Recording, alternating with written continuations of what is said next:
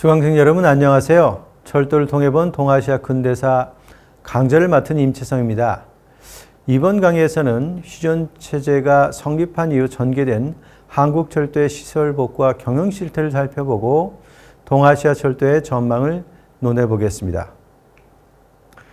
1950년대 인식에 있어서 군사구타타를 통해 등장한 제3공화국이 집권의 정당성을 확보하기 위해 내린 부정적인 역사평가가 지금도 재상전되고 있습니다.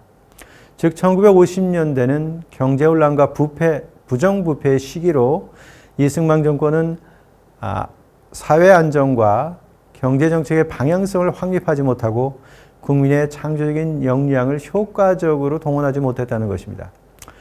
이러한 입장은 미국의 대한원조로 민족 자본이 쇠락하고 경제의 비자립과 대외 정석성이 강화되었다는 것입니다. 그렇지만 농지개혁의 급진전, 귀속재산의 대대적인 불화, 원조 배정, 재벌 형성, 그리고 이를 가능하게 한 국가의 강력한 개입주의가 1950년대에 이루어졌다는 점 또한 중요합니다. 이러한 점에서 본 강의는 1950년대 국내 교통의 대부분을 점하던 철도 경영을 구체적으로 분석하고자 합니다.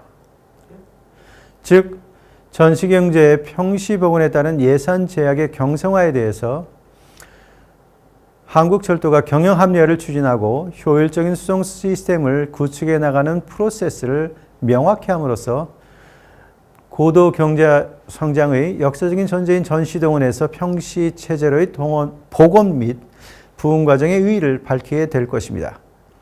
한국철도는 식민지 철도로서 설립되었으나 해방 후 분단철도로 재편되어 북한의 사회주의에 대항하는 새로운 국가 및 경제 건설을 위한 인프라스트럭처가 되었습니다. 이러한 점에서 한국전쟁이 발발하자 한국철도는 인적 자원의 3분의 1, 즉 그리고 시설 절반 가까이를 상실하는 피해를 입었음에도 불구하고 수송전에 돌입하여 일면 전쟁, 일면 수송, 일면 복구라는 과업을 달성하지 않으면 안 되었습니다. 한국철도는 미군 제3 철도수송사령부의 통제하에 들어가 수송 대상의 우선순위에 따른 수송 서비스의 중점적인 배분을 사전적으로 수행했습니다. 이에 따라 석탄을 비롯한 자재 공급이 경제원조로 처리되고 한국철도는 경영자원의 조달과 수송력 배분의 양면에서 미국 전쟁 동원 체제에 완전히 통합되었던 것입니다. 이후 한국철도는 잔여 직원과 차량을 중점 배치하고 수송 효율화를 추진함으로써 군사수송을 달성하였습니다. 휴전체제가 성립하고 군사정세가 안정화되자 철도 운영권은 한국 정부에 반환되어 한국철도는 평시복원의 과정을 밟게 되었습니다. 이로써 한국인 직원은 스스로의 손으로 전제시설의 복구에 임하고 철도 운영 능력을 제고하고 수송면에서 경제 부흥을 지원하지 않으면 안 되었습니다. 그러나 원조제재의 유성화는 시설 복구와 함께 수송력 강화에 부정적인 영향을 미치게 되었습니다. 이에 한국철도는 운영 시스템을 새롭게 변형함으로써 전후 철도 운영에 대응할 것이 요청되었습니다. 이러한 과정을 통해 1960년대 경제성장이 이루어지는 수송면에서의 조건이 정비되었습니다. 반면 기존의 연구를 보면 철도 동원체제에서 평시체제의 복원에 관한 연구 성과는 전무합니다.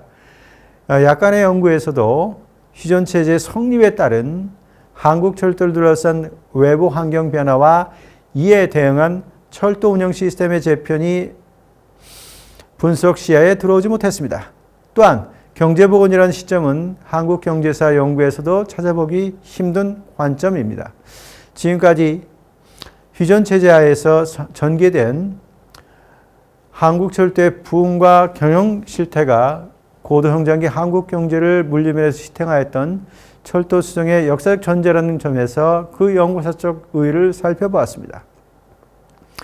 다음 시간에는 철도 부흥 계획의 실시에 즈음하여 운영자재의 무상원조가 두절된 결과 새롭게 부상한 경영자 문제에 대해서 검토해 보도록 하겠습니다.